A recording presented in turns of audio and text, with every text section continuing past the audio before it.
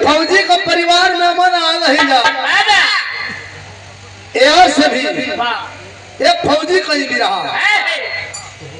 फौजियों की जिंदगी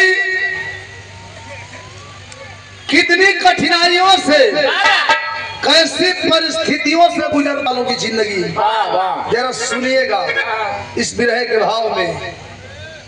उनका पराक्रम भी है और उन फौजियों का दर्द भी है। चार लाइन भूमिका के भाव से हमारे हृदय सम्राट युवा कवि अखिलेश कवि की लेखनी संकेत करती है। कैसे?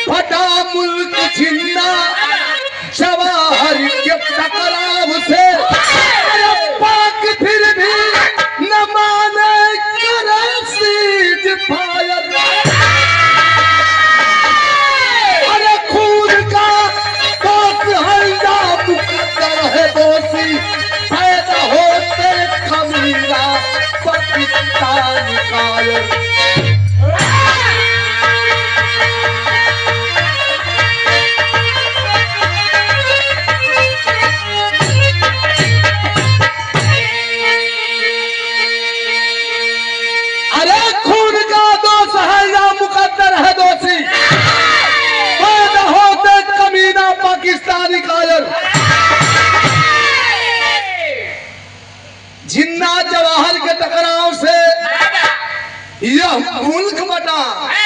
मुल्क बटने के बाद पड़ोसी मुल्क पाकिस्तानियों का कायराना हमला दोगलपन शुरू हो गया। हमेशा जब से अलगाव हुआ है, हमेशा हम हिंदुस्तानियों के पीठ में खंजर चुभाने का काम किया है यह दोगला पाकिस्तान। हम समझ नहीं पाते हैं कि आखिर हमारे तकदीर, हमारे मुकद्दर, हमारी किस्मत का दोष है या उन साले पाकिस्तानियों के पैदाइश में फर्क है। बिरहा में एक लाइन कव्वाली है मास्टर।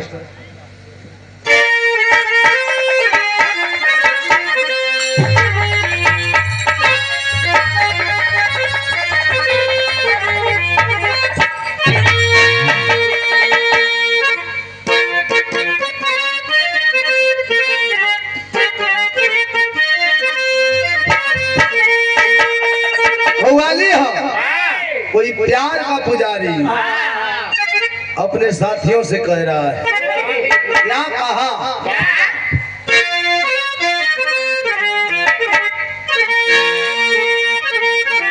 अरे इसको होला इश्क प्यार मोहब्बत क्या है, इस चीज को परिभाषित कर रहा है। कैसे? अरे इसको होला इबादत खुदा के, अरे इसको होला इबादत खुदा के, चाहे माने न माने।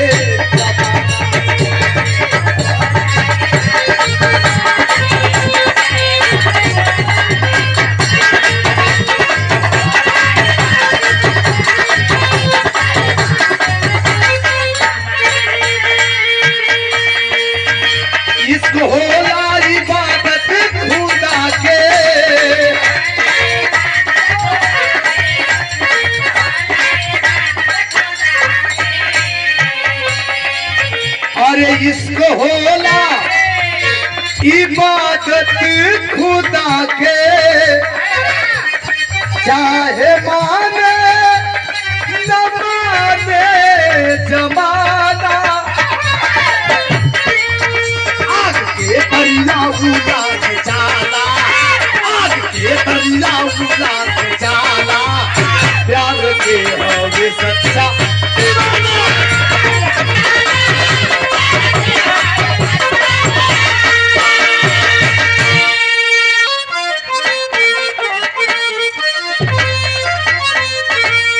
अरे आन पे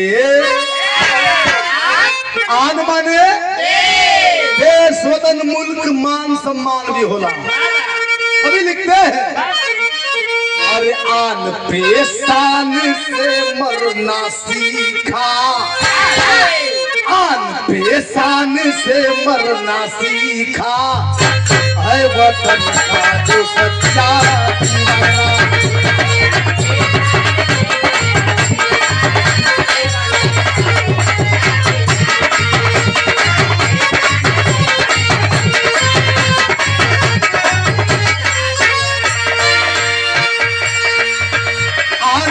शान से मरना सीखा,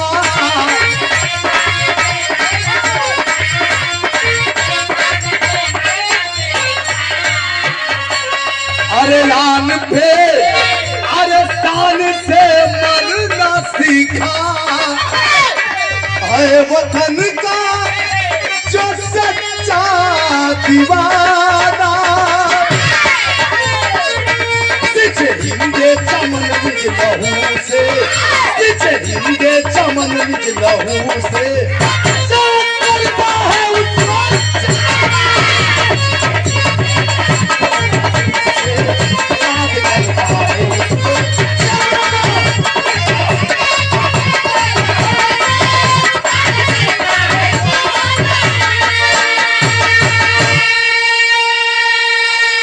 शरहदे हिंद के प्रहरी हमारे बड़े भैया जो ताली बजावे में खतरा का नाम पर, कुछ लोग फौजी का नाम पता नहीं है कि धरती को भगवान शुरुआत बा प्योर चौहरी छंद से शुरुआत है। आजकल बिरहा में ये चीज बहुत कम मिलत है, कोताही हो गल कदराई हो गल है। अगर मन भी है बिरहा कोनो मिल भी गई वैसन तो दू लाइन गा के बस धार धुई धार चालू हो गए। लेकिन तनी आओ मास्टर एकदम परचाई के फरताई के सुहरा के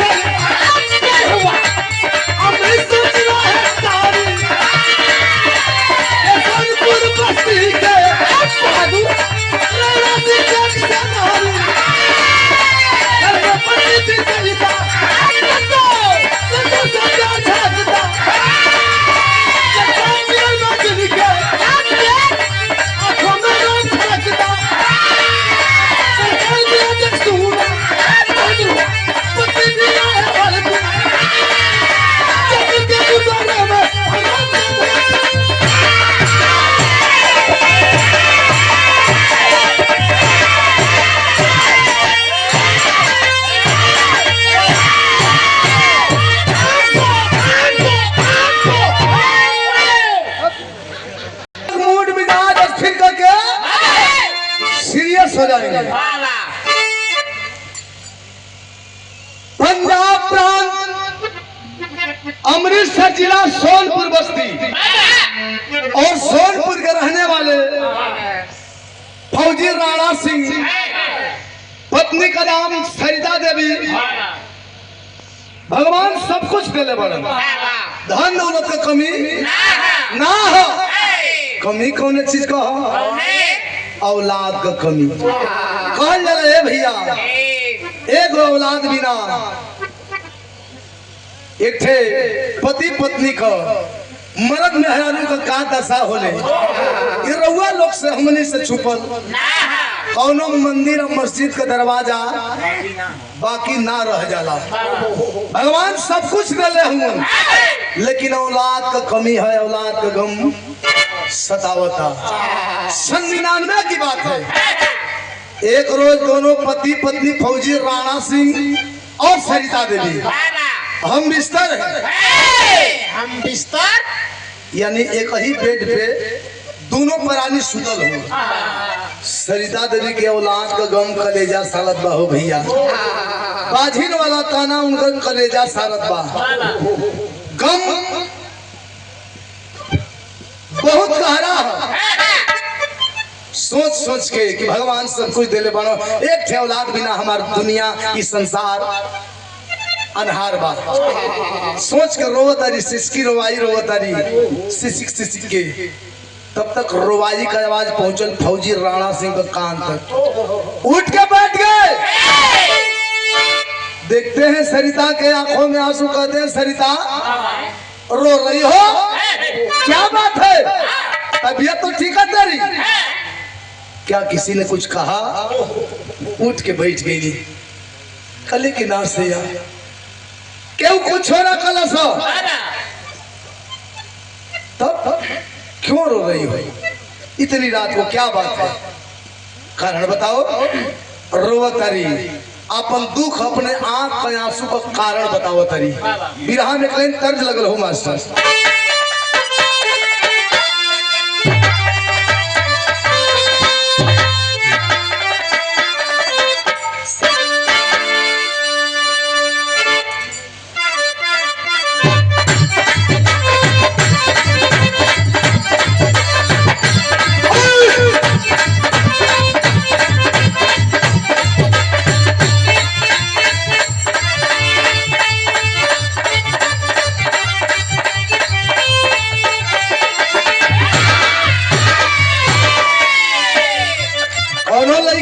हसीना का सजल सिंगार देख के अब कहता कंफ्यूज भी हो, कहीं कहीं डाउट भी हो, कहीं कहीं जानकार भी हो। कहत अरे आरा के वो थलाली लगवलू वही बलिया के बाली नहवा के नाथुनी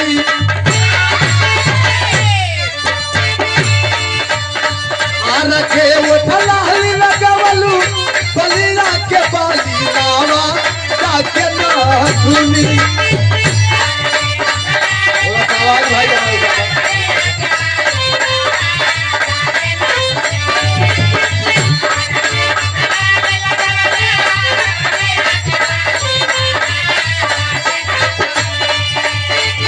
रखे वो थलाली लगवलू बलिया के बाली नहवा ताके ना तुनी ततवना जिले के जिलेबी हाऊ ए बखुनी ततवना जिले के जिलेबी हाऊ।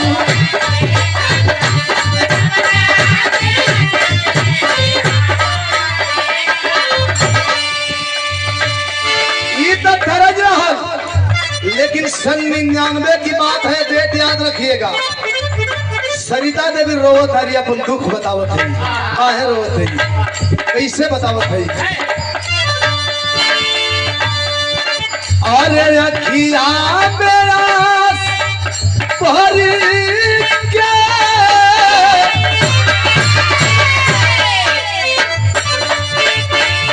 अखिया मेरा भरी के मानवा निराश के बोलनी बचन हो।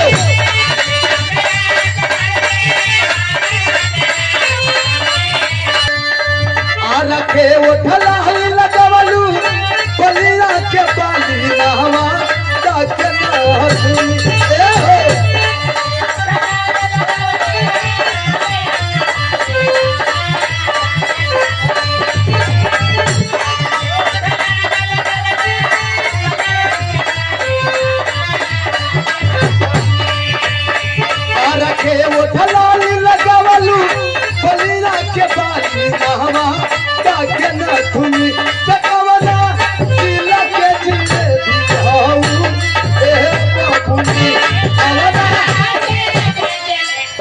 लेकिन सीता देवी रोवत हरिया बंधु बताओ तरिया खयास का कारण का कलिया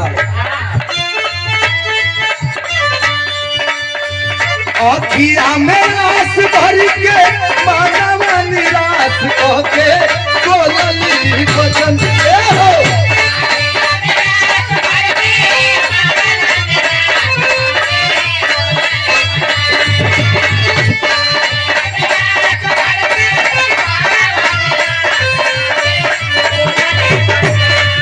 अखिया में आस भर के मानवा निराश होके बोलली वचन एगो लाल बिना सुना सुना लागला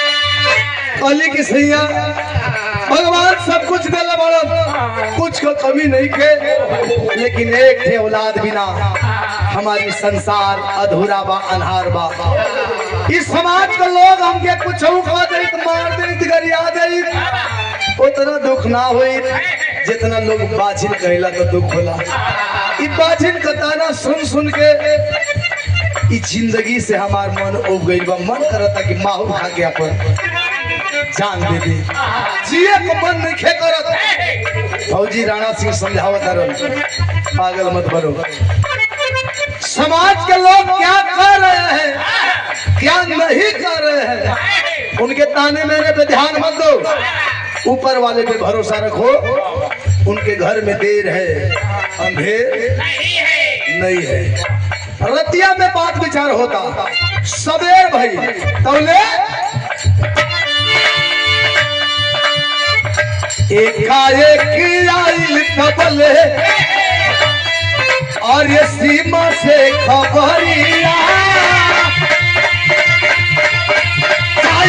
जवान करे लगले आई खबरिया जवान करे लगले आई खबरिया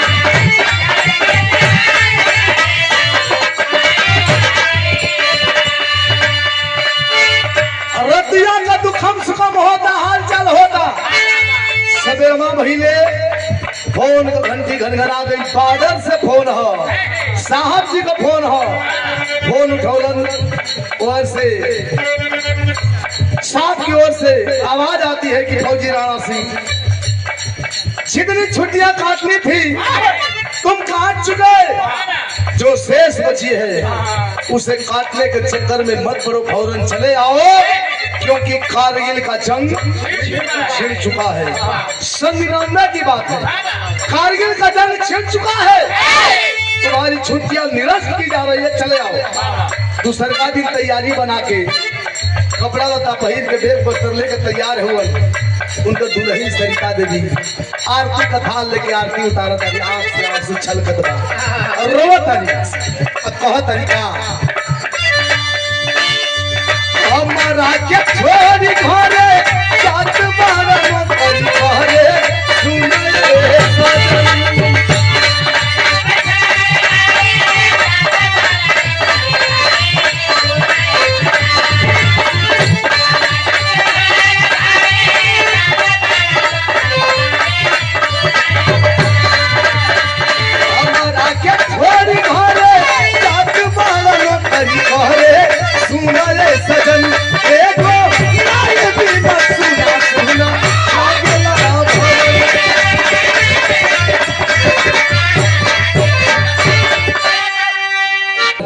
तारी आंख से आंसू चलत बार रो तारी बिलखत तारी किसी हम के अवस्था में सर हालत में छोड़ कर हुआ नौकरी करे जात बनी एक बात ध्यान से सुन ली लोग हमके मार दे गरिया दी बर्दाश्त हो जाई लेकिन पाछी वाला ताना हमसे बर्दाश्त ना होई हम अपन जान दे दे जान दे दे कतई ऐसा नहीं करोगी तुम फौजी की बीवी हो और फौजी की पत्नी होकर के इतनी होपलेस ये अच्छा नहीं है ये शोभा नहीं दे रहा है समझावत बुझावत हम समझा बुझा के जब चलल हम पार्डर की ओर तो तर्ज बदल गई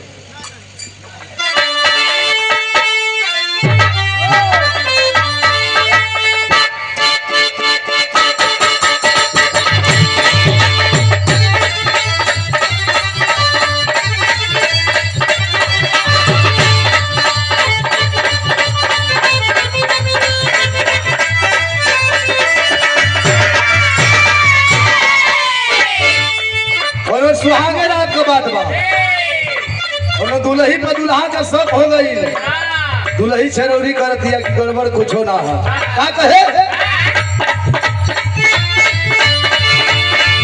अरे बेरी बेरी करता नी तो हसे चिकिरिया सके हम कहता नी न जाऊ हो चिकिरिया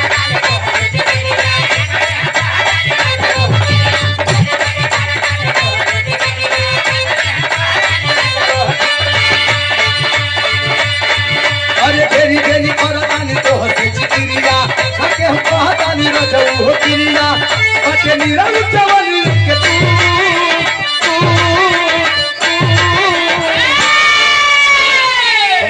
कहता कि ये जान भातारा से भातारा से ये जान भातारा से बोलना तू समान बाटे हरे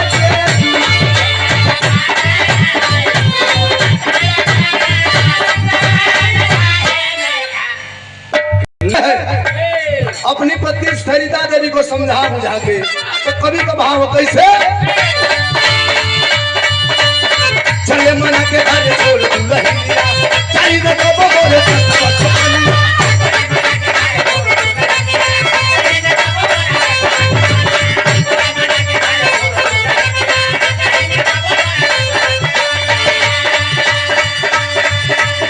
चले मना के घर छोड़ तू लहिया चाहिए तो बोले तो सवा के पनिया आज छठी वाला दूध लिया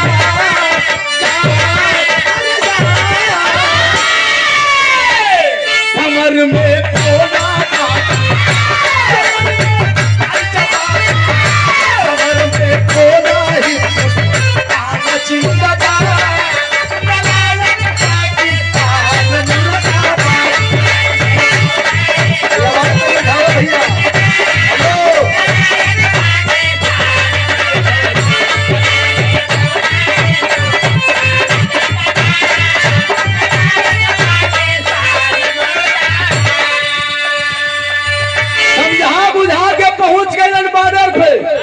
लेकिन जब बारह पर पहुंचा तो कारगिल का जंग जब छिड़ा है तो उस जंग का भाव कैसा है दृश्य कैसा है कैसे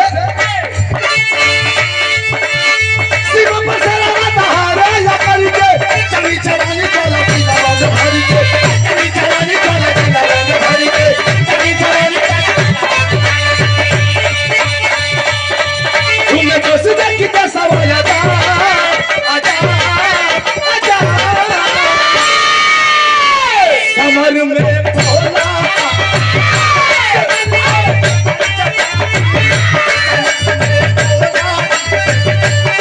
जिंदाबाद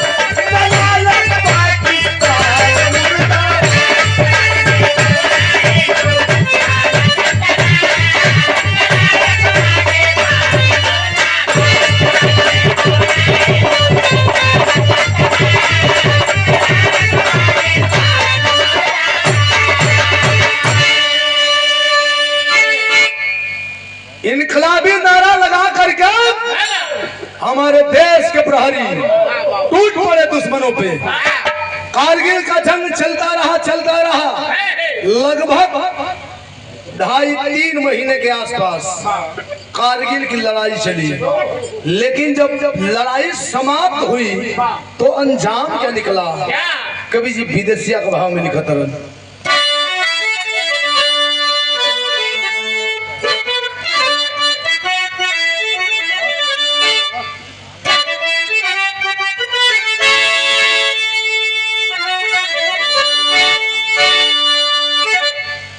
अरे भैली लड़ाई बंद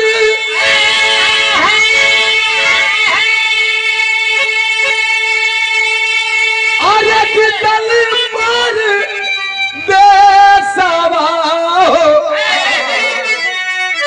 अरे कारगिल पे झंडा रवल जवानवा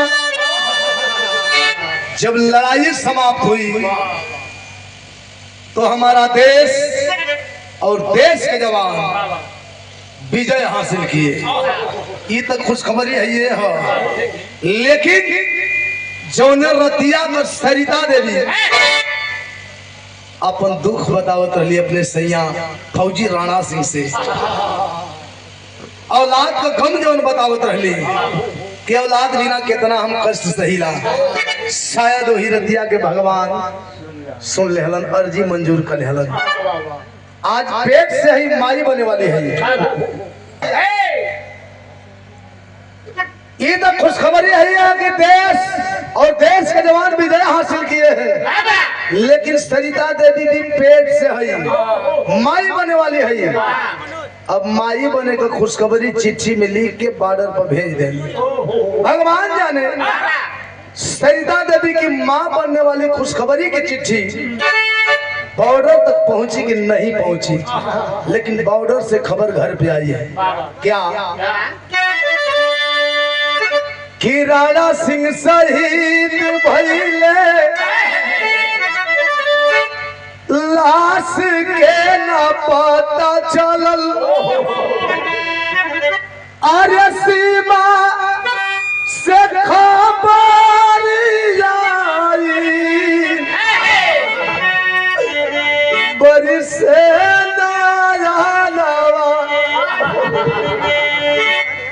सरिता देवी की खुशखबरी वाली चिट्ठी बॉर्डर तक पहुंची कि नहीं पहुंची, लेकिन बॉर्डर से खबर घर पे आ गई।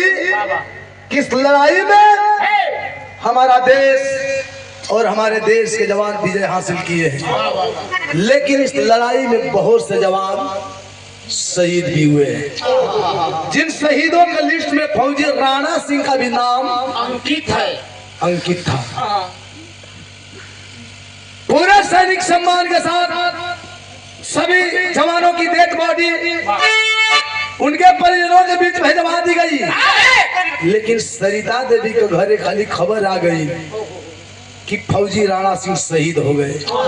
जैसे रहुआ लोग जुटल बने बिरहा सुने बदे, उनके दरवाजे पैसे ही लोग जुटल बना। लोग कहा था कि राणा सिंह शहीद हो गए, अंतिम क्रिया की तैयारी करिए, लेकिन सरिता देवी मानने को तैयार नहीं है। कहते कि नहीं, मैं नहीं मानती। लोग कहते क्यों? बतावत है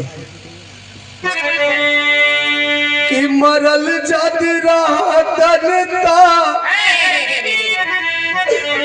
लाश घर आइल होई, अरे कैसे धोई से नूर फोरी, आते का कांगनावा।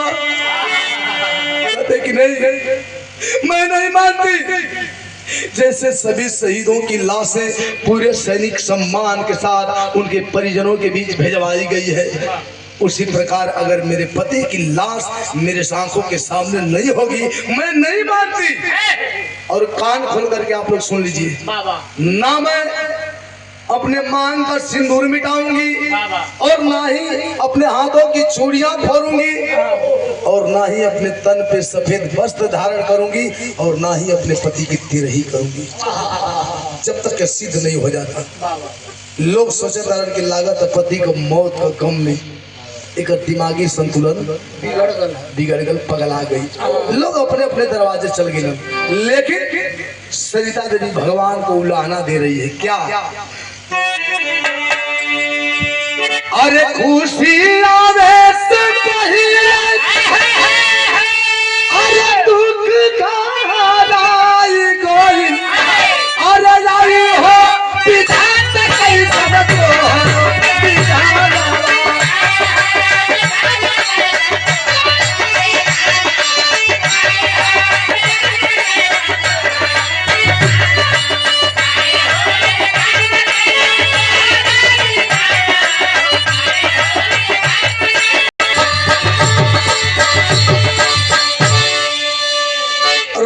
उलाहना दे रही है भगवान को। बार भगवान क्या करिश्मा तूने दिखाया है, थोड़ी सी दुख भरी अर्जी सुन करके तूने मुझे माँ बनने का आगम तो दिखाया, लेकिन यह खुशी आने से पहले मेरे जीवन में इतना बड़ा दुख का पहाड़ खड़ा कर दिया।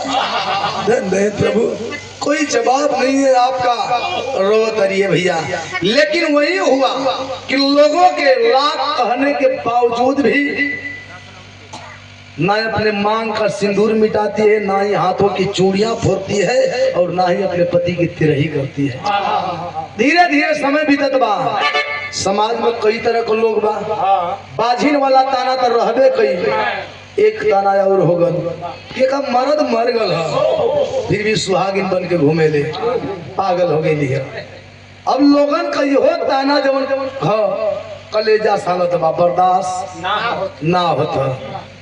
अब कैली का कि समाज के देखे में, लोक लाज लिहाज के देखते हुए अपने मांग का सिंदूर धो देली, हाथ का चूड़ी फोड़ देली, सफेद साड़ी पहन के और दुआरे पर 5 गो बाभन खिया के तेरही का टोटका कर देली लोगन का देखे में। लेकिन अब भी विश्वास हो कि हमर सैया जिंदा हुआ। ऐसे अब समाज को लोगन से छुपा के अपने मंगिया में सिनुरा पहिरत है। धीरे धीरे समय बीतत बा, धीरे धीरे समय अनुसार वो दिन आ गल। कौन दिन हो, तरज बदल गई। दबले लगा ले। अरे गंगा माई के उच्च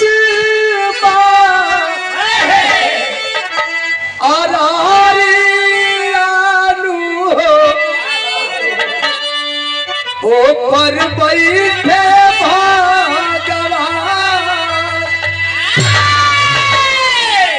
लेकिन समय अनुसार आज वो दिन आइल बा। कौन दिन? अरे धीरे धीरे बीताली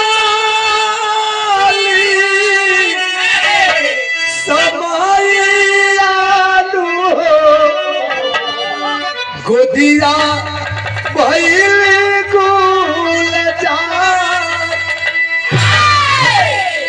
समय अनुसार प्रसव पीरा भई, जुड़वा बच्चा पैदा भइल। जुड़वा बेटा बेटी देखी जुड़ाल नया नवा, अभी भाभी साल दूनो बोल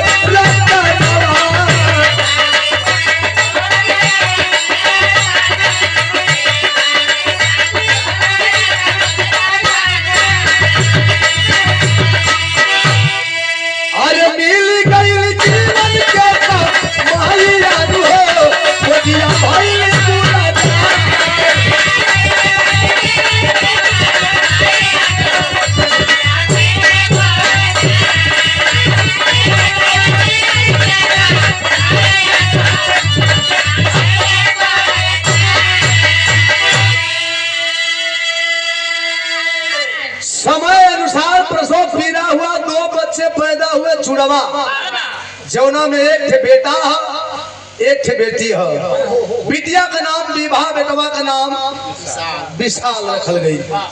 मैं बड़ा प्यार से पालन पोषण करत रही। धीरे धीरे दोनों लड़का लड़की बेटा बेटी जब चेतगारू भइल स, एक दिन कबात बा भोरही में जौन विशाल बा घूमे टहले निकल गल दौड़े धूपे। फुटबॉल का गेम होत रहल फील्ड में, फुटबॉल खेले में तनी ढेर अजोर हो गल। 8-9 बजे सूर्य भगवान टहटा एकदम उग गई। जब फुटबॉल खेल के 9-10 बजे घरे आवत सवेरे, सुबह का टाइम हो, तो गजबे का दृश्य देखा था कि माई शीशा का सामने, ऐनक का सामने खड़ा है, हाथ में सिंदूर से भरल सिन्होरा है। जब बेटा विशाल देखा माँ के हाथों में सिंदूर से भरा हुआ सिन्होरा, उसे डाउट हुआ कि माई का हाथ में सिन्होरा। धीरे से दरवाजा के बगल में छुप गए, और जब छुप के देखा था तो माई सरिता देवी चारों तरफ आगे पीछे दाएं बाएं देख के कि कोई देखत नहीं के ना, धीरे से सिन्होरवा में से सिंदूरा निकाल के और अपने मंगिया में पहिरत छुपा के पहन ले। जब यह दृश्य देखा विशाल आवाज खो गया, और उसी समय घर से बाहर निकला, और उसी समय का निकला आता है 9-10 बजे रात। सब खा पी ले। ये जब घरे आया चेहरा उदास सामने खाना रखा गई पानी रखा गई न खाना खाता न पानी पिया था माई सरिता देवी देखली बेटा का चेहरा उदास कली बेटा कैसा उदास हुआ बेटा कोई कुछ कहला सका कोई सा झगड़ा भयल कहा कि नहीं माँ किसी ने कुछ नहीं कहा किसी से झगड़ा नहीं हुआ है एक सवाल जो मेरे सीने में भाले की तरह चुभ रहा है और जब तक इस सवाल का जवाब नहीं मिलेगा ना मैं अन्न का एक दाना ग्रहण करूंगा और ना ही एक बूंद पानी पीऊंगा और इस सवाल का जवाब सिर्फ तू ही दे सकती है। माई सरसा देवी को नहीं आए कौन ऐसा सवाल है जो ने हमारे बेटा के परेशान कैले है अन्न पानी कुल छोड़ौले है। अच्छा पूछ कौन सवाल बा पूछत का तर्ज बदल गई।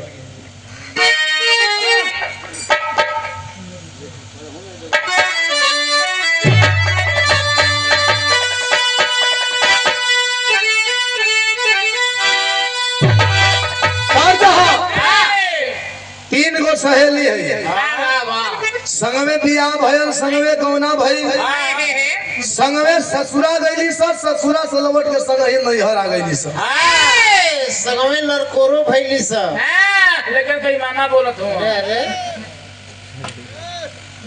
ये हम ना जाना थे उतना भीतर में लेकिन संग में ससुरा गईली सब ससुरा से संग में नैहर आ गईली सब ये सीजन रहल साँझ को पहुंचली से 3-4 बजे सात को खेत में सात फोटो थे सर वो चुप दिया वो चुप दिया वो चुप दिया रहीला किराए कबली कूले लागल है निहुर निहुर के खोटा थे सर वही में एक तुरुक मिजाजी रहल देखलस कि कोई से बोलते नहीं के बड़ाओ के बाबू लागल वजन भी पकड़ ले कि हम पहले बोलब नहीं ओके बुरा भी लागत है इतना साग बटोर लिया फाड़ में सही खड़ा भइल पहले देखलस दुनू की बढ़िया से दोनों सहेलियन के बुझरी कुछ कह सब बोल सब तोरे मत गरियावलस ना नहीं वो कहत रहे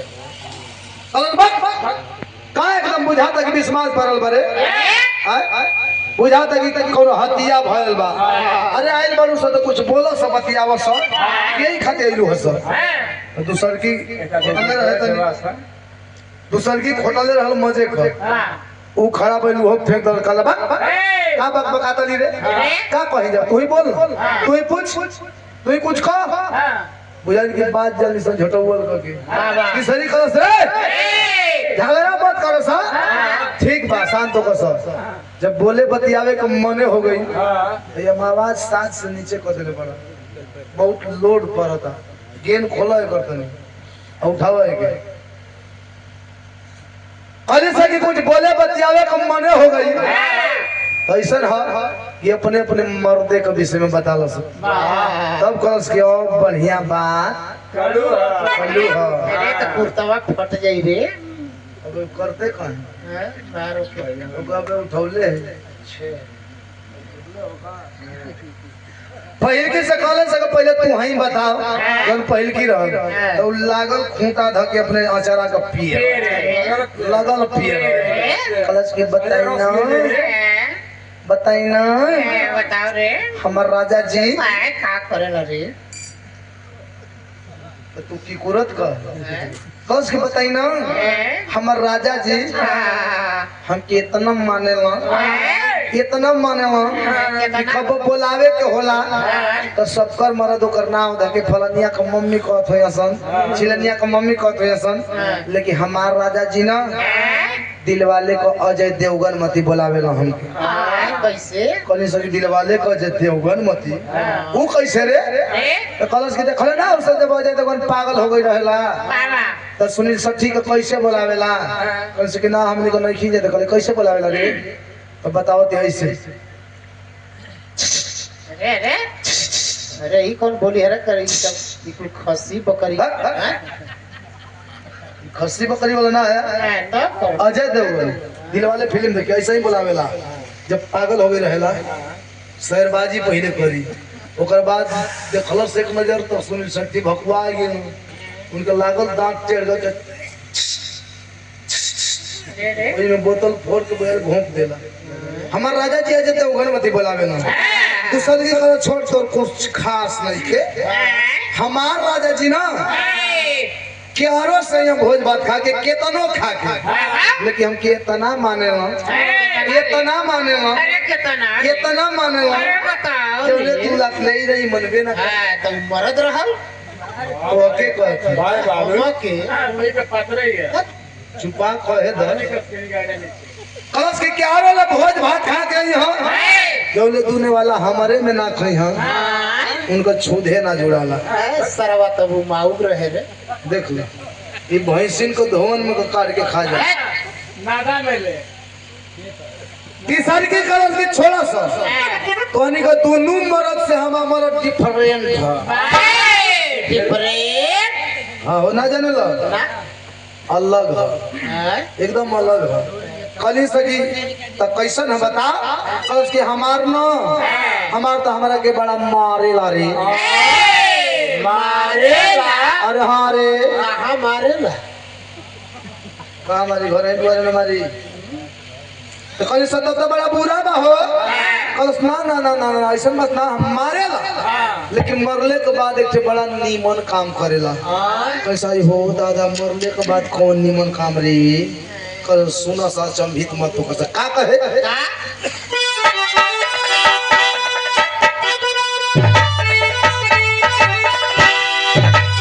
अरे मुंगारे से मारी मारी अरे दहिया देला तू अरे दहिया देला तू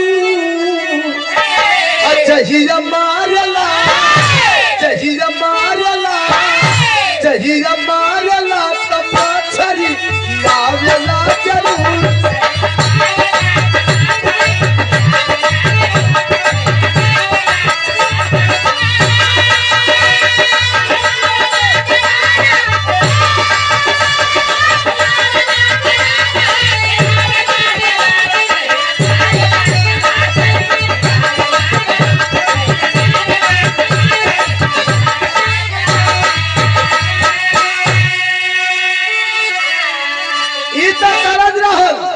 लेकिन विशाल माई से सवाल का कैले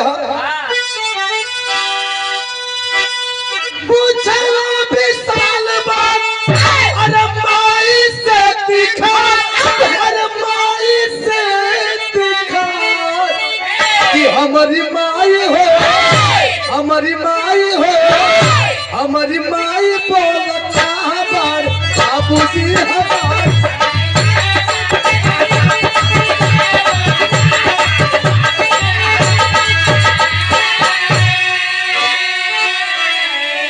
भैया जी कहाँ बड़ा मारी करिए रे पागल आ गई ले कुल बात जान के अनजान बने ला कलश के ना पागल तो पहले रहनी आजे तो होश में आज बनी कहत कहा अरे सेनुर करार आज हमसे बतावा अरे माई कहे बेटा बुतल जागना अरे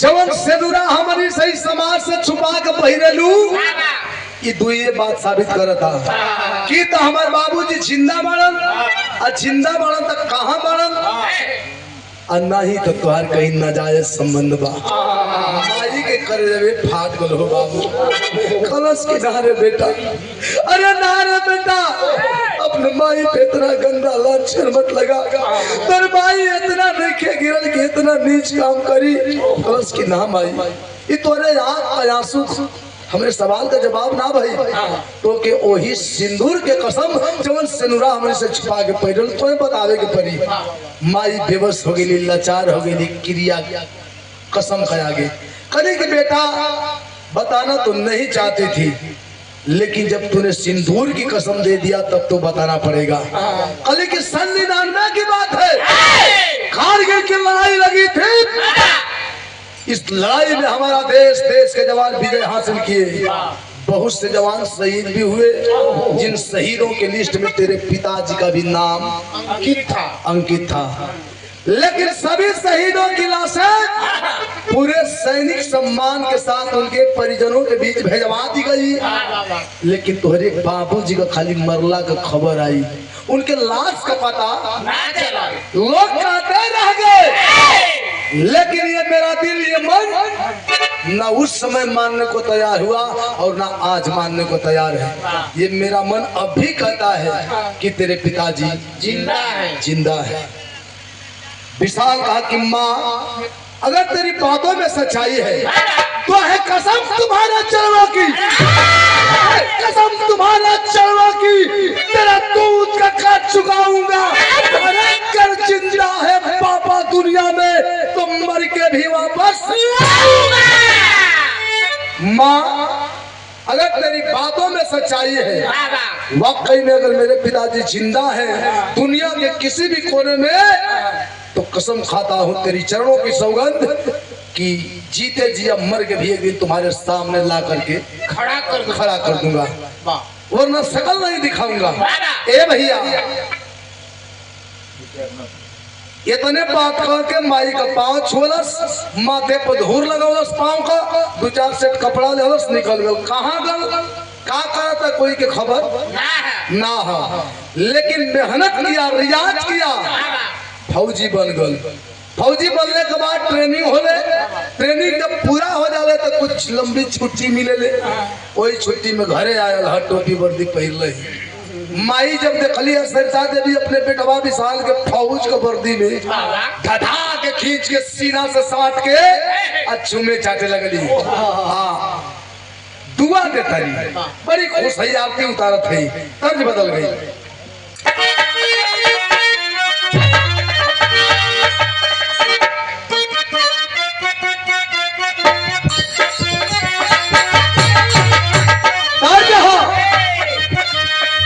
गोरिया दिन भर कई के कटिया, गोरिया दिन भर कई के कटिया, गोरिया दिन भर कई के कटिया, लेके सचिया के सिलवटिया, सिसरना बस्ता लगा।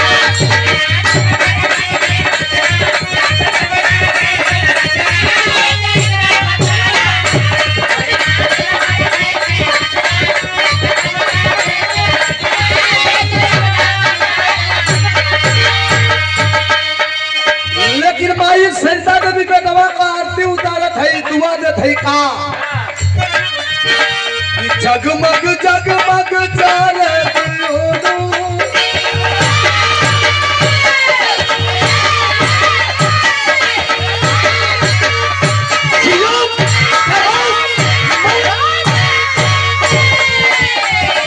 जगमग जगमग जारे दिया लगा हमारे कुलवा के हो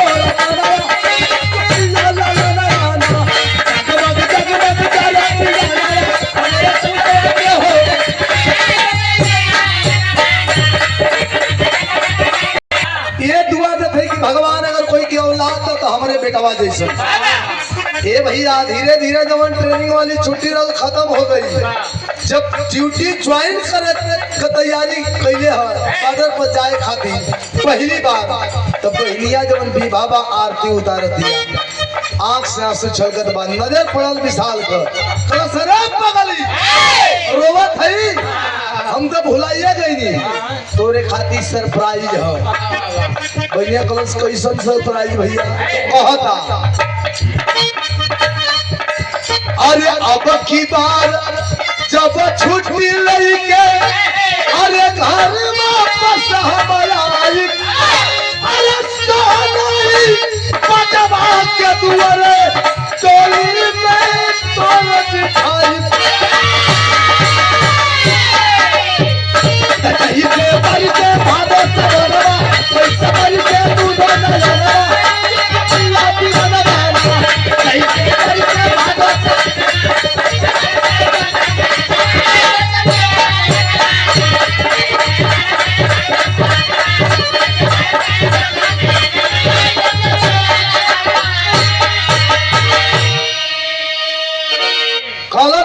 से कि अब की बार जब छुट्टी आई तो तोर धूमधाम से बियाह करो।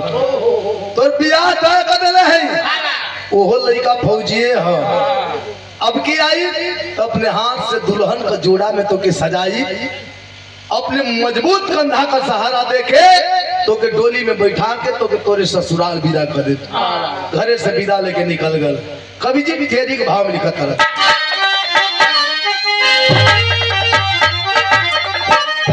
अरे पिताई चक्र खून में भरल, अरे पिताई चक्र खून में भरल, तकर दर कट जाई रण में ना सिर झुकाई।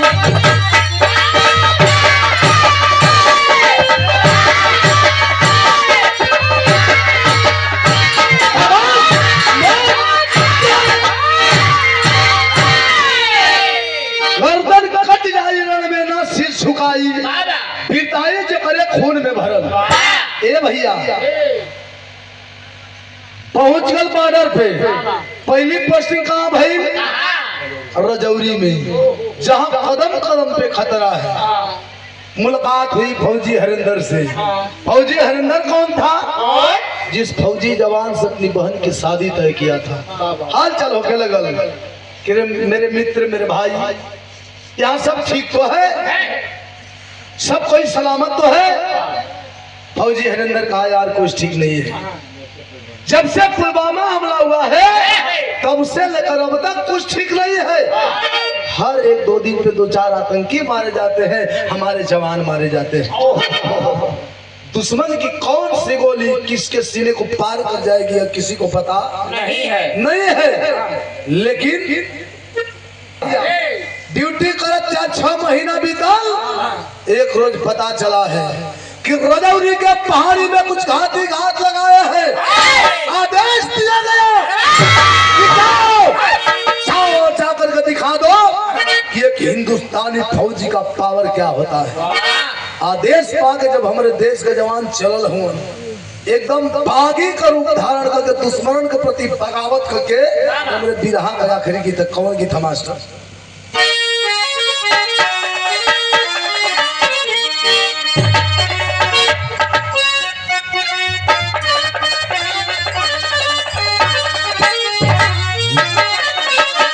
लाल बिहारी मिश्रा जी की गाई हुई गीत और आजादी के दीवाने नेताजी सुभाष चंद्र बोस जी आजादी के लिए, भारत मैया के लिए लोगों से मांगे थे, हर घर में जाके मांगे थे कि तुम मुझे खून दो और मैं तुम्हें आजादी दूंगा। कैसे कहलन, कैसे मंगलन, कैसे कैसे कहा मंगले रहलन।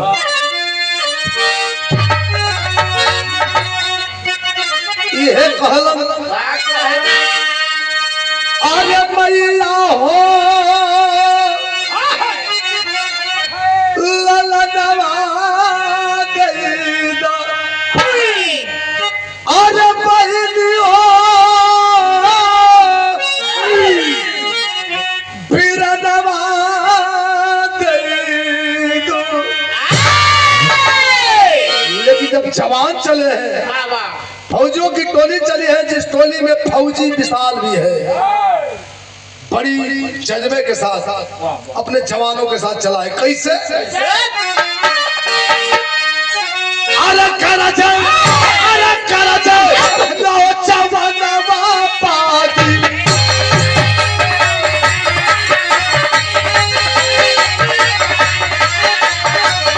पादी सरी का फनवा पादी।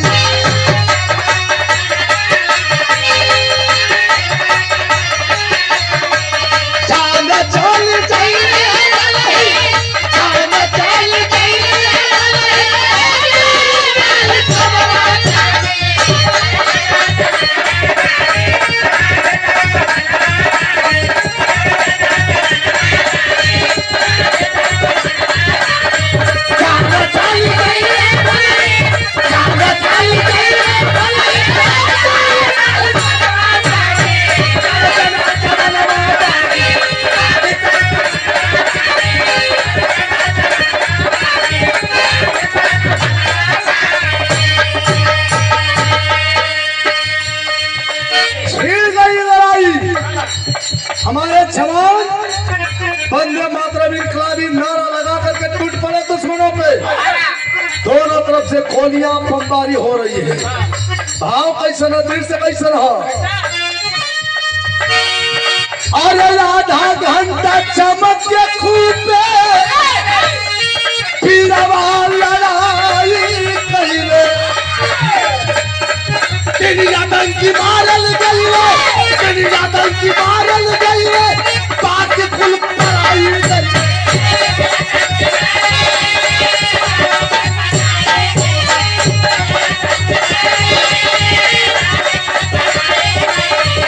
हथेली जनवा हथेली जनवा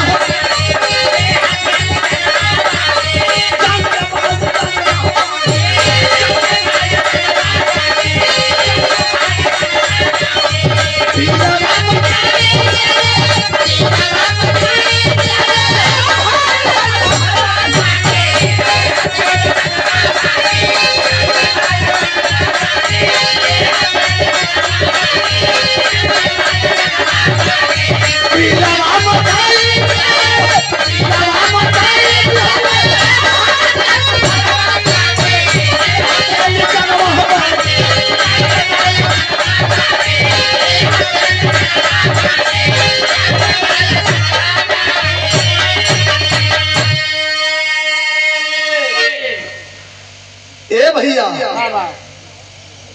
आधे घंटे तक धुआंधार लड़ाई चली, लेकिन आधे घंटे के बाद जब लड़ाई समाप्त हुई तो अंजाम यह निकला कि 3 आतंकी मारे गए। 3 को मरा गए ना सब, बाकी कुल परा गई ना सब। लेकिन लड़ाई के दूसरे दिन सभी जवान नाइट ड्यूटी में अपने अपने पहरे पे डटे हैं पूरे जज्बे और जोश के साथ।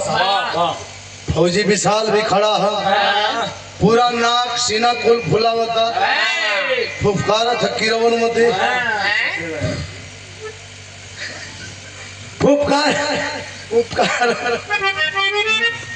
फुफकारा था सीना चौड़ा कैले हो।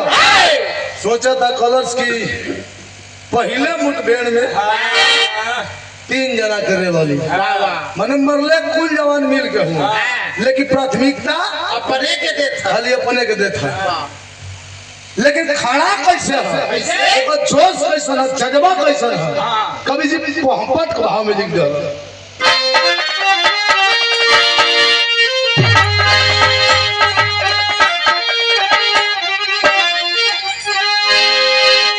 अरे खड़ा विशाल सरहद पे बन रखा वाला हिम्मत वाला हो, सरहद पे बन रखा वाला हिम्मत वाला हो, सोहे गले में कसरे कमाला हिम्मत वाला।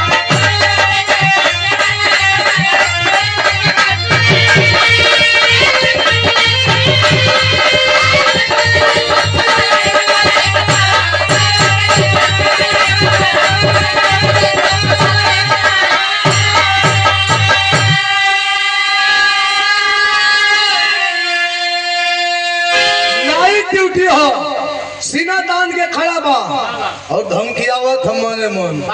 क्या है पाकिस्तान वालों, कान खोल करके सुन लो। अभी तो सिर्फ ये ट्रेलर था, अभी तो बस यह ट्रेलर था। जिस दिन पूरी पिक्चर दिखा देंगे उसी दिन तुम्हारी गड़िया फाट जाएगी। तो हके ना कथी तू कथा कथी, अरे बहुत बढ़िया फुहार। अरे उस सारे पाकिस्तानियन के कहत ये हरिया आता का कर, अबे हर बाणी तो हरे न कर, नहीं हो हरो कर सकत हो। अरे ये सारे मजका से जरा खाली कलश के भी एक ट्रेलर था। जिस दिन पूरी पिक्चर दिखा देंगे पूरे ऑल वर्ल्ड के नक्शे से नाम और निशान खत्म हो जाएगा, नजर नहीं आओगे, सुधर जाओ। पहरा पर डटल हो, पहरा पे खड़ा है, अरे लड़ाई पर पहरा देता, अरे जोश बदल में जागल हो, अरे पाकिस्तान की सीमा से इधर आया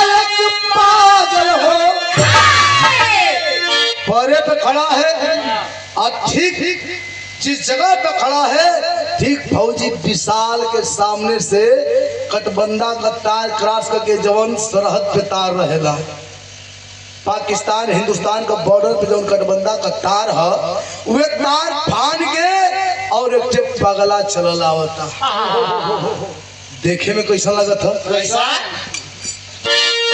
अरे रात रात को, अरे रात रात को लगा रूप पिघला हिम्मत वाला हो। अब भारत में कुछ ना कभी पिघला हिम्मत वाला।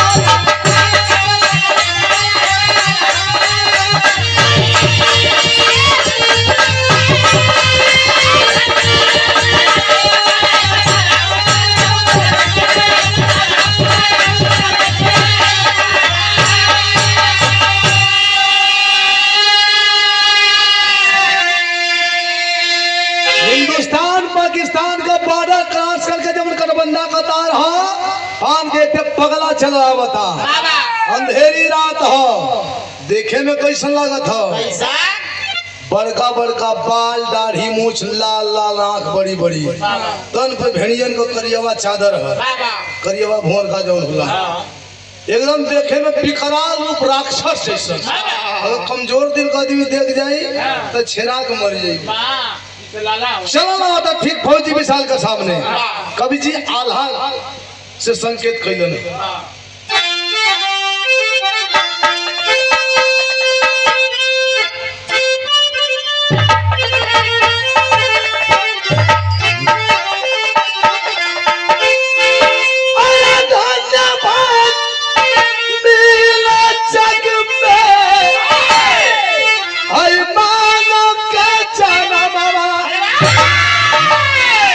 धन्य हुए जीवन राखे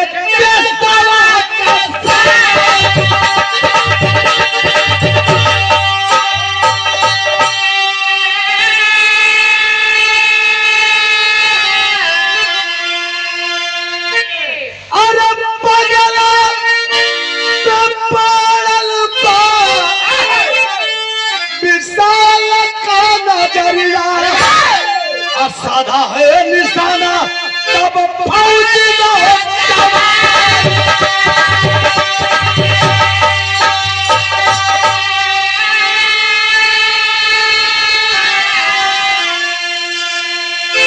पगला चला रहा है ठीक फौजी विशाल के सामने। नजर पड़ी अल्लाह करके असलहा टान दिया। टाइगर पर उंगली रख के ललकार करके गर्जना भरता है, रुक जाओ, वहीं पे रुक जाओ वरना सारी की सारी खोलियां तुम्हारे बदन में उतार दूंगा। एक भी कदम आगे मत बढ़ाना। ए भैया शेर जैसन गर्जना भरता, दूसर कोई रही तो शेष, लेकिन पगला का पोजीशन हो। अरे जिया मरे क्या मारा वहाँ जाहि तनिको, अरे निकले जुबा से खाली जाते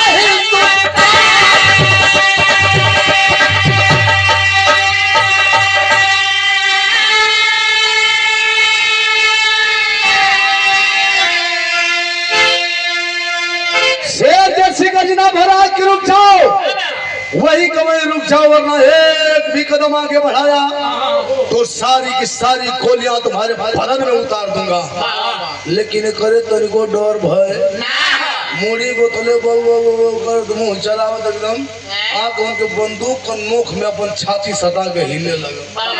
खाली ये कहीं बात निकलत है करे मुंह से, हिंदुस्तान जिंदाबाद पाकिस्तान मुर्दाबाद, या तो नशा में है।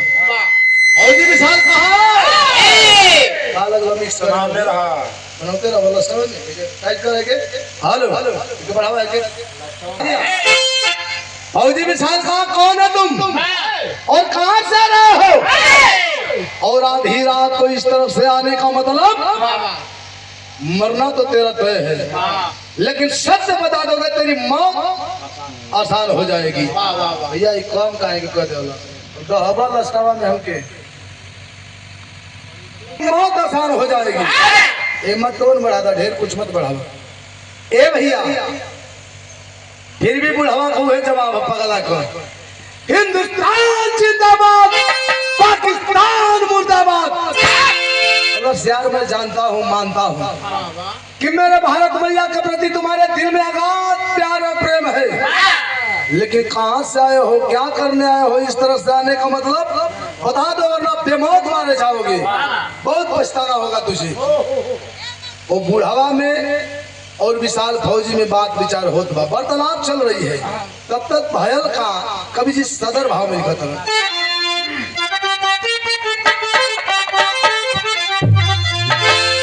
अरे पाक सीमा से सल्तनत गोलियां,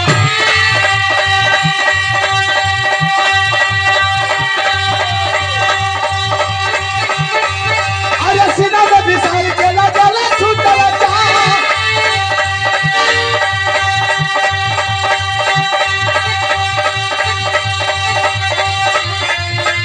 अरे रोला हर दिल के बदला में आसीला,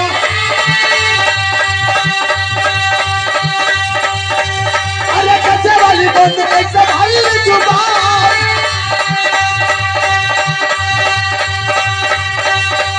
अरे सिल बंद नाच गई खाना पे,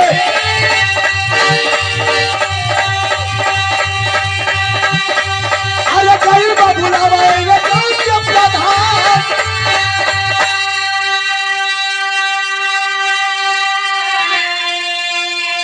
ए भैया, उस पगले बुढ़े और फौजी विशाल के बीच वार्तालाप हो रही है।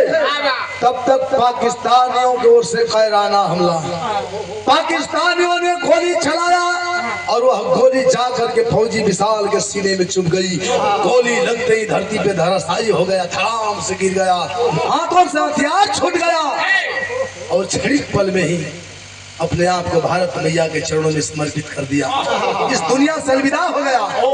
थोड़ी दूर पे उसका होने वाला बहनोई फौजी हरिंदर ड्यूटी दे रहा था। दौड़ करके आया, अपनी गोद में लेकर के फौजी विशाल की लाश रोने लगा, विलाप करने लगा कि मेरे भाई, मेरे मित्र उठो। अरे शेर जैसी गरजने वाली जुबान खामोश पड़ी है, यह बिल्कुल अच्छा नहीं लगता। अगर ऐसा हुआ तो फिर हम लोगों ने जो सपन सजाया है उन सपनों का क्या होगा। उठ मेरे भाई, कह करके रो रहा है फौजी हरिंदर। इतने में सारे जवान इकट्ठा हुए और शहीद विशाल की लाश के साथ उस पगले को भी अपनी कस्टडी में लेकर के बंकर में लेकर के पहुंचे साहब जी के पास। पूछताछ होने लगी, फौजी हरिंदर रोने लगा, बता रहा है कि साहब ठीक आज से 2 दिन बाद इस शहीद जवान की बहन से मेरी शादी होने वाली है। हम लोगों ने छुट्टियां अप्लाई किया था, अर्जी लगा दिया था, अर्जी मंजूर भी हो गई थी और कल हमें जाना भी था। ए भैया, रो रहा है कि कल हम लोगों को जाना भी था और आज अनर्थ हो गया। समझ में नहीं आता क्या होगा, कैसे होगा। लेकिन सारे हालात को मद्देनजर रखते हुए सोचने विचारने के बाद फैसला यह लिया गया कि फौजी हरिंदर को छुट्टी दे दी गई कि तुम जाओ अपनी शादी की तैयारी करो। फौजी हरिंदर चला गया। इधर शहीद विशाल की लाश तिरंगे झंडे में लपेट करके ताबूत में पैक करके पूरे सैनिक सम्मान के साथ 4-5 फौजी जवान लेकर के चले हैं सोनपुर के लिए। लेकिन सोनपुर से पहले फौजी विशाल की लाश थाने पे भिजवाई गई। थाना से थाना प्रभारी महोदय सोनपुर बस्ती के ग्राम प्रधान को बुलवाए, सारी हालात बता रहे हैं कि प्रधान जी आपको पता ही है यह शहीद विशाल की डेड बॉडी है और कल इस शहीद जवान के घर पे शादी भी है और एक जिम्मेदारी आपको सौंपी जा रही है कि कल इस शहीद जवान के घर पे इसके बहन की शादी है। जब तक शादी संपन्न नहीं हो जाती इस शहीद जवान की लाश आपके संरक्षण में, आपके कस्टडी में रहेगी और हाँ किसी के कानों कान भनक नहीं लगनी चाहिए। और एक बात और, शादी संपन्न होते ही बारात विदाई से पहले इस शहीद की डेड बॉडी परिजनों तक पहुंच जानी चाहिए समय से, बारात विदाई से पहले। प्रधान जी कहे साहब ऐसा ही होगा। तब अरे शादी वाला मंडप सजा सजा तू नहीं दिया।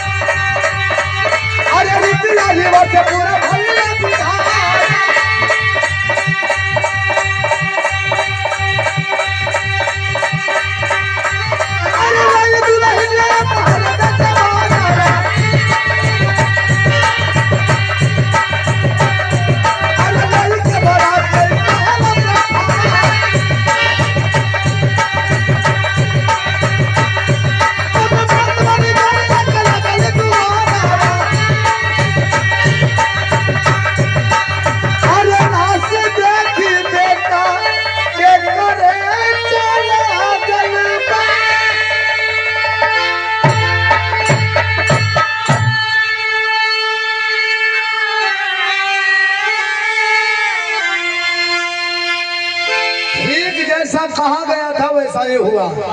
फौजी हरिंदर अपनी बारात लेकर के आया, समय से द्वार पूजा लगाया, द्वार पूजा की रस्म निभाई गई, सिंदूरदान हुआ, विवाह की शादी हो गई फौजी हरिंदर से। पूरे रीति रिवाज से रस्में निभाई गई। अब सुबह बारात विदाई के कगार पे फौजी हरिंदर अपनी दुल्हन को लेकर के बारातियों के साथ अपने घर को प्रस्थान करना चाहता है। मन में सवाल भी चल रहा है कि अभी तक फौजी विशाल की लाश नहीं आई, अगर आ जाती तो सबसे मुलाकात हो जाती, और खास करके उसकी बहन से, तो तसल्ली हमको सबसे ज्यादा होती। ए भैया, बारात विदाई का कगार पहल, लेकिन बारात विदाई से पहले प्रधान जी कुछ लोगों के साथ शहीद विशाल का लाश लेके दरवाजे पर पहुंचल। जब लोगों को पता चला है किस घर के इकलौते कमासुत बेटे की लाश आई है, फौजी विशाल शहीद हो गया, सबका कलेजा मुंह को आ गया। बारे भगवान, ये कैसी अनहोनी कर दिखाया तूने। ये खबरिया जब घरवा में माई सुन ली है, बहनिया विवाह सुनलस, जे जय ह जौने अवस्था में दौड़त धुपत माई बहनिया, और पीछे पीछे बहुत लोग, घर का लोग, हितई नतई का लोग दौड़ल। माई बहनिया आके फौजी विशाल का लाश के पास बैठ कर रोवे लगली। माई तो माई न होली, सामने बेटा का लाश बा, बेटा का मौत भइल बा, बेटा शहीद भइल बा, माही का कलेजा फाटत बा। माही रो तरी के बेटा उठ बेटा, अरे कितना सोएगा रे, इतना तो तू सोने वाला नहीं था, बहुत तू परिश्रमी था। इतनी गहरी नींद में उठ बेटा, देख तेरी बहन दुल्हन के जोड़े में खड़ी है, तेरा इंतजार कर रही है, अपने बहन को विदा कर खुशी खुशी। ये क्या नाज नखरा दिखा रहा है तू। माई को पागल का दशा बल है, लेकिन लोग कहते हैं कि सरिता देवी से कि आपका बेटा अब इस दुनिया में नहीं है। भारत माँ की रक्षा करते करते शहीद हो गया। जब माई सुन ली हो बाबू की बेटा शहीद हो गल, वो माई कैसे सब्र करती। जवान माई नाने पर से पाल पोस के छपुट्टा जवान खिया पिया के टाइट करके फौज में भर्ती होके खाती भेजेली। अगर इतनी कम हो जाए तो लोग भर्ती नानी। आज बेटा लाश बन के आया था, माई का करेजा कैसे सबूत धरी। माई के करेजा में फाट गलो बाबू कली आए रे लाल, ये ना हो सकेला, ऐसा अनर्थ नहीं हो सकता है। अरे बेटा, तू तो मेरा इतना होनहार बेटा है कि बिना इजाजत कभी इस घर के चौखट क्रॉस नहीं किया, घर का दरवाजा क्रॉस नहीं किया बिना मेरे आदेश के, और तू दुनिया से अलविदा हो गया। ये नहीं हो सकता। और याद कर, तूने अपनी माँ को कुछ वचन दिया है, मुझसे वादा किया है कि अगर तेरे पिताजी जिंदा होंगे दुनिया के किसी भी कोने में, मेरे सामने लाने का तूने मुझसे वादा किया था, मुझे वचन दिया था। अरे सामने लाना तो दूर, तू तो इतना भी पता नहीं लगा सका कि वाकई में तेरे पिताजी जिंदा हैं या शहीद हो गए। माई तो रोते बड़ी करेजा फटते बाहो बाबू, लेकिन बहनिया जवन दुल्हन का जोड़ा में विवाह रोवत बिया, धीरे धीरे बारीकी कदमों से अपने भाई की लाश के पास आती है, शहीद विशाल की लाश के पास रो रही है। माँ की तरफ देखते कहती है कि माँ, जिसे तो अनार बता रही है ऐसा कुछ नहीं है, बहुत बड़ा धोखेबाज है, बहुत बड़ा विश्वासघाती है। लोग समझा रहे कि बेटी ऐसे मौके पे ऐसे नहीं कहते, लेकिन लोगों को झटकार देती है, कहती है कि माँ ये लोग नहीं जानते, लेकिन तुझे तो पता है ना कि जब मैं पहली बार ड्यूटी ज्वाइन करने जा रहा था तो हमसे वादा किया था कि अगली बार जब छुट्टी आऊंगा धूमधाम से शादी तेरी रचाऊंगा, और अपने हाथों से दुल्हन का जोड़ा सजा करके अपने मजबूत कंधे का सहारा दे करके मुझे टोली में बिठा करके मेरे ससुराल भेजने का वादा किया। बोलो ना माँ, कहाँ है इसका मजबूत कंधा? बोलो, अपने कंधे का सहारा दे करके अपनी इस बहन को विदा कर दे। रो रही है, कहती है अरे क्या सहारा देगा जो खुद 4 कंधों का बोझ बन के आया है, क्या सहारा देगा दूसरे को। बहुत बड़ा विश्वासघाती है।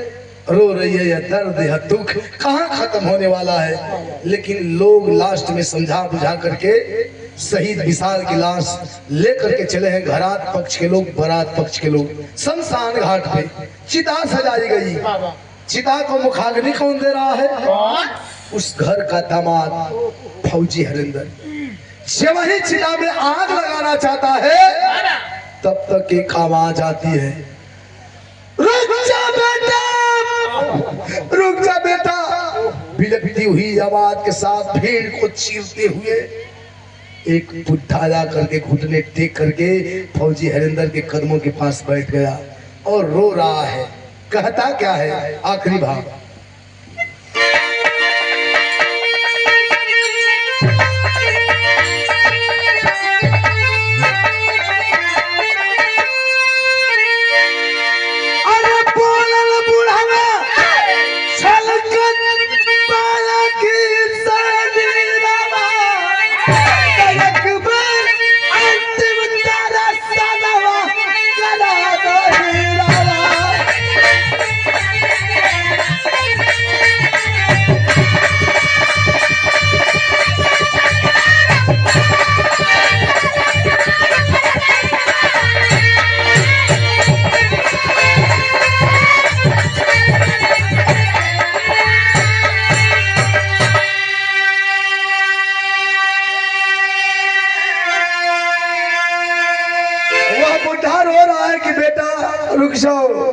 चिता को आग लगाने से पहले बस एक बार इस शहीद जवान का चेहरा मुझे दिखा दो।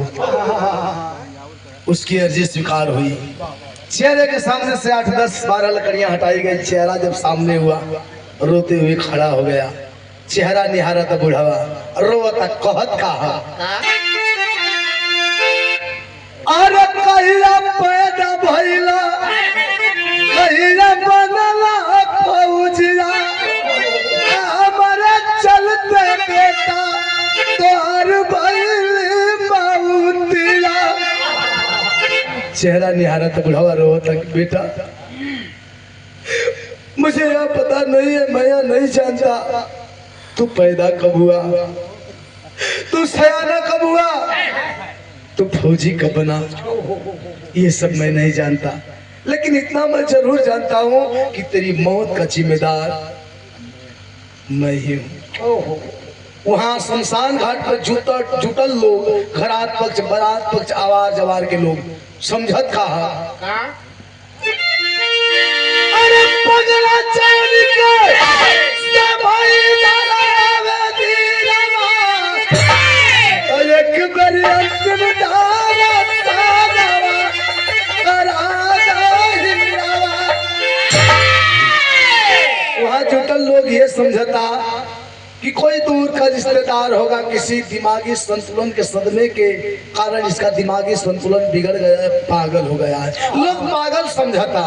लेकिन मैं कहता हूँ कि संसार में इतिहास साक्षी है, वेद पुराण भी साक्षी है कि संसार में सबकी निगाहें धोखा खा सकती है, लेकिन एक पतिव्रता नारी की नजरें और निगाहें कभी धोखा नहीं खा सकती। शमशान घाट पे घरात पक्ष, बारात पक्ष के बीच शहीद विशाल की माँ भी मौजूद है, सरिता देवी, जिनके लोग पगला समझते रहे। सरिता देवी पहचान गई, वो कोई पगला नहीं था, वो पगला नहीं था। शहीद विशाल के पिता फौजी राणा सिंह थे, जिनके सन 99 में शहीद होने की खबर आई थी। सरिता देवी पहचान गई कि सैया, जाके पैर पकड़ लेनी, रो तारी खाली की सैया बहुत सही समय साइल बड़ा सैया। हाउ देखा जब दुल्हन का जोड़ा में खड़ी है तुहार बेटी है, जब सीता पलटावल तुहार बेटा, दोनों जुड़वा रहन से ये बेटी है, चिता पलटावल तुहार बेटा। मेरा बेटा मुझसे वादा किया था, जब आपके शहीद होने की खबर आई थी, जब यह राज मैंने अपने बेटे से बताया, मेरा बेटा मुझसे वादा किया था, वचन दिया था कि अगर आप जिंदा होंगे तो दुनिया के किसी भी कोने से मेरे बेटे के चलते मेरा बेटा आपको मेरी आंखों के सामने खड़ा कर देगा। आज प्रमाण सामने है कि मेरा बेटा शहीद हो गया और आप सही सलामत मेरी आंखों के समक्ष खड़े हैं। तो जीते जी अपनी बिटिया का कन्यादान तो आप नहीं कर पाए, कम से कम अपने शहीद बेटे की चिता को अग्नि दे करके एक बाप होने का फर्ज अदा कर दीजिए। जब ये तनी बतिया सुनना हो बाबू, फौजी राणा सिंह जब बदनिया पर चदरवा रहल खींच के दंडवा से फेंक देलन और रोवतरन कहतरन का कि भइल दीना बाहर दूर भागिया। जब दतवा से चदरवा खींच के फेंकलन तो लोग इहे देखता कि पाकिस्तान वाला दोनों बहिया काट ले हो रोवतरन और रो के इहे कहतरन कि भइल दीना बाहर दूर भागिया। अकल से लगाई आजू चितावा में गिरिया।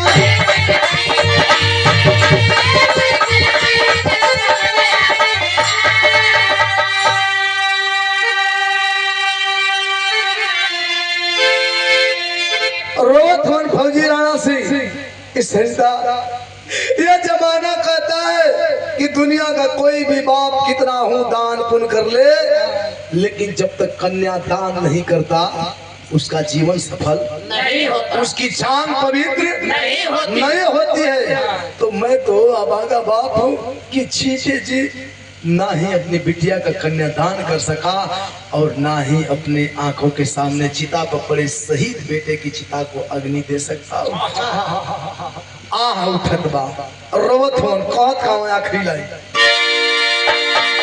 अरे ते गइरा बुढ़ाउती में करा चपीलावा एक बार अंतिम तारा सलावा करा दो।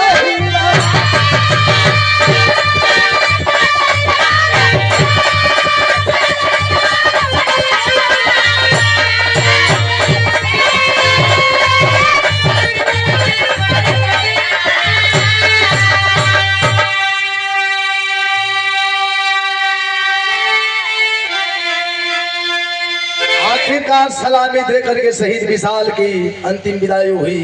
उस घर के दामाद फौजी हरिंदर के द्वारा चिता को मुखाग्नि दी गई। तो यह रहा एक फौजी और फौजी के परिवार के संघर्ष जीवन और उसका दुख और दर्द। आखिरी भाग गुरु बिहारी गुरु गणेश गुरु राम खिलावन साथे कहे रामदेव चंद का अरे मुसाफिर चले